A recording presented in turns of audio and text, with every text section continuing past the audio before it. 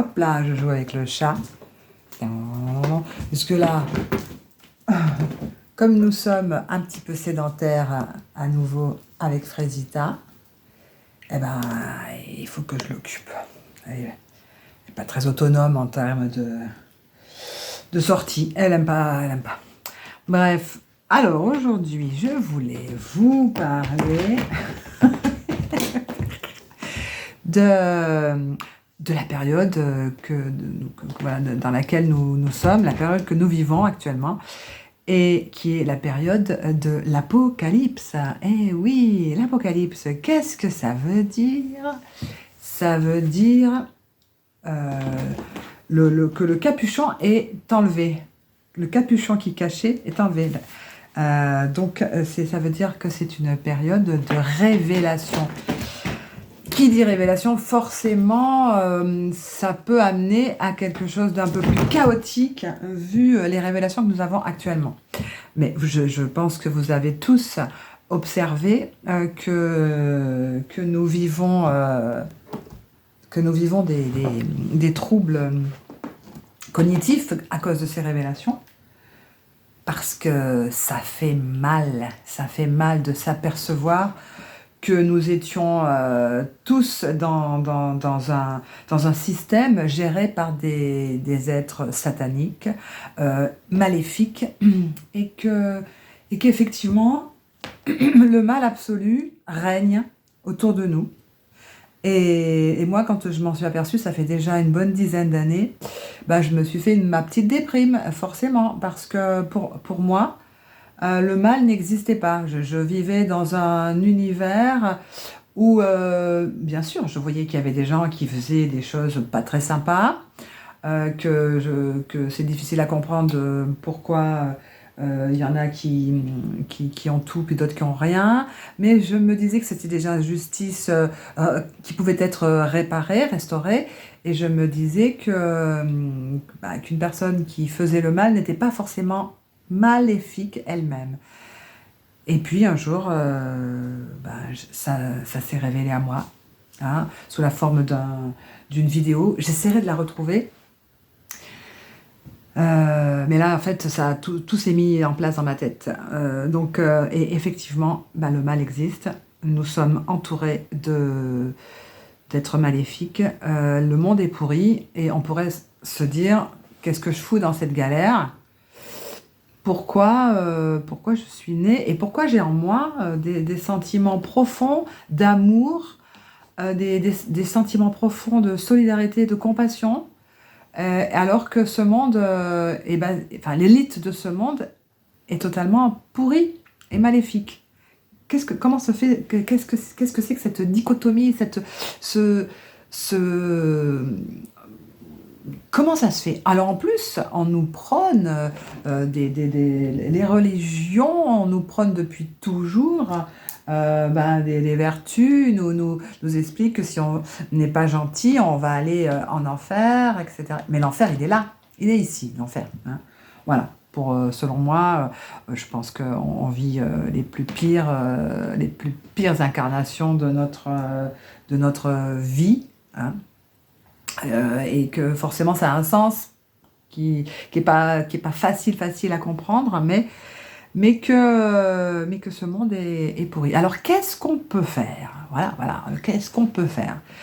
Moi je propose quelque chose. Alors maintenant chacun fait comme il veut, hein, mais en mon fort intérieur, en tant que compostiste de première heure, je pense que tout ce qui nous entoure est faux, que j'essaie de tout mettre à zéro, de tout remettre à plat, de ne plus rien croire de ce qu'on me dit, et de peu à peu réintroduire en moi des notions. Enfin bon, en tout cas, dans mon fort intérieur, je ressens des choses, les émotions sont là, je sais que je suis un être bon, et pour moi, l'humain est bon de base. Hein, voilà. L'homme n'est pas un loup pour l'homme, non, ça c'est une idée qu'on nous met dans la tête. Non, nous sommes la bonté pure qui a été pervertie. Hein, voilà, c'est sûr qu'un enfant quand vous commencez à l'éduquer en lui disant faut pas ci, faut pas ça, tu vois ce gâteau, tu l'auras que si tu auras ça, que tu auras ça, et que en fait on induit en lui des notions de compétition, des notions de mérite, des notions de tout ça, forcément ça détruit un peu la base qui est celle de compassion, d'amour et de collaboration, de coopération avec le monde qui nous entoure. Voilà. Voilà. Donc, essayons de revenir à un monde comme ça. Ce serait merveilleux. Et pour ce faire, eh bien, il faut se détacher peu à peu du système. Chacun à sa manière, chacun à son rythme, mais l'Apocalypse, les révélations, ça veut dire que nous ne sommes pas dans un monde adapté à notre épanouissement. Alors, voilà, on va faire comme on peut, hein, et surtout, ben, il va falloir sortir du déni. Et c'est ça qui est un peu compliqué pour certaines personnes, parce que c'est beaucoup plus simple de se laisser guider par la masse et par tout ce qui est conçu pour, pour nous simplifier la vie, hein, donc depuis des milliers d'années.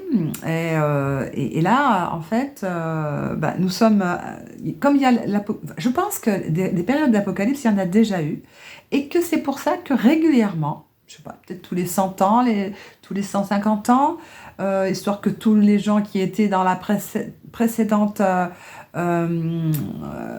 vie avant le Great Reset eh ben, ne sont plus présentes dans la prochaine, eh ben, il y a une grande réinitialisation, un Great Reset, comme ça, voilà. Et là, nous sommes à l'aube de ce nouveau gros nettoyage, parce que à chaque fois, les humains se reconnectent avec qui ils sont vraiment. Et là, eh ben, on est face à ça. Alors, il y a énormément de gens qui se rendent compte qu'il y a un truc qui colle pas, qu'on est dans un monde de valeurs inversées, que nos élites devraient représenter l'exemple, alors qu'en fait, elles sont toutes pourries, que tous les organismes autour de nous ben, sont bancals, au lieu d'aider la vie et de glorifier la nature, eh bien, on la pourrit, on la broie, et que dans ce système-là, on est aussi broyé et non respecté. Eh bien, il y a beaucoup de gens qui s'éveillent, donc il va falloir les remettre au pli. Bon, ben, j'essaie de proposer que ça ne se produise pas, qu'on reste vraiment bien branché dans notre souveraineté. Et je vous engage à consulter les outils qu'a mis en place cette fameuse Diaz Guiz, qui pour moi est la personne, en français, hein, parce que moi je ne connais pas les autres civilisations, enfin les autres pays et les autres cultures et religions, etc. Moi je parle de ce que je connais en France, hein, France ou pays francophones. Et là, nous avons donc au Canada une femme qui s'appelait Ghislaine Langto et qui, à la fin de sa vie, s'appelait Diaz Guiz, puisqu'elle était devenue une jument ailée, et qui propose de s'émanciper de ce système pour reconnaître qui nous sommes. Voilà. Et voilà, j'ai déjà fait des vidéos sur ce sujet, j'en remets une là pour en reparler. Parce qu'à l'aube de ce qu'on entend dans les journaux et dans les vidéos actuellement, on a vite fait de perdre pied dans ces horreurs qui sont vraies. Et si on nous révèle tout ça à l'heure actuelle, c'est sûrement pour brouiller les pistes et pour mettre un gros coup de pied dans un ordre établi, mais ça précède une réinitialisation pour réendormir ceux qui n'arrivent pas à se réveiller vraiment. C'est brutal, mais il va falloir faire un choix. Voilà, hein. Donc, je vous propose de vraiment vous réveiller, tous, de sortir du coma dans lequel on nous a mis, bon, ben voilà, la dernière réinitialisation, elle doit dater, je pense, de la Tartarie, de l'effacement de la Tartarie. Donc ça va faire dans les fin 19e. Voilà, donc les années 1850, quelque chose comme ça. Bim, on a réinitialisé les choses et reconstruit un discours, reconstruit une histoire. Voilà. Il y a plein de choses fausses qui nous entourent. Et là, on commence à les voir, à voir les mensonges. Il y a des mensonges historiques. Hein, l'histoire de la Lune, par exemple, là, voilà, c'est plus personne ne peut plus croire qu'on soit allé marcher sur la Lune. Là, faut arrêter d'essayer de trouver, c'est le jeu du chat, ça y est parti, d'essayer de trouver des explications, pourquoi, etc. Ceci. Je pense que simplement, nous sommes comme du bétail élevé par des gens qui sont même pas humains. Donc bon, voilà, je vais pas vraiment m'étendre sur la question, peu importe de savoir pourquoi, le fait est là. Hein. Donc bon, faut un peu se réveiller et se reconnecter avec la bonté et le cœur qui est en nous, parce que il est là. Enfin, c'est une évidence. Quand je sonde au fond de moi, je ne vois pas de noirceur, je vois quelque chose de beau et de lumineux. Et si nous sommes, tous ceux qui sont des vrais êtres humains, en retournant vers l'intérieur d'eux, ils vont voir qu'en fait, ils ne réagissent et ils ne s'émerveillent que par le beau, on a tout intérêt à voir s'épanouir et avoir un monde autour de nous qui est merveilleux, dans la gratitude, la générosité, le partage, plutôt que dans un truc de compétition et de méchanceté, parce que non, c'est pas ça qui nous épanouit, quoi. Donc voilà, on va essayer d'éveiller le plus de monde autour de nous, au beau, au merveilleux, à l'amour, à la gratitude, au partage, à la compassion, et arrêter de donner crédit à ce système, tout simplement. Voilà, ça va commencer par des petites attitudes toutes simples, hein, dans le quotidien, mais surtout, voilà, moi je ne souscris pas à tout ce qui se passe, et je vais continuer d'agir avec mon cœur, et je prends mes responsabilités. Et peu à peu, je vais construire autour de moi le monde que j'ai dans ma tête et dans mon cœur. Voilà.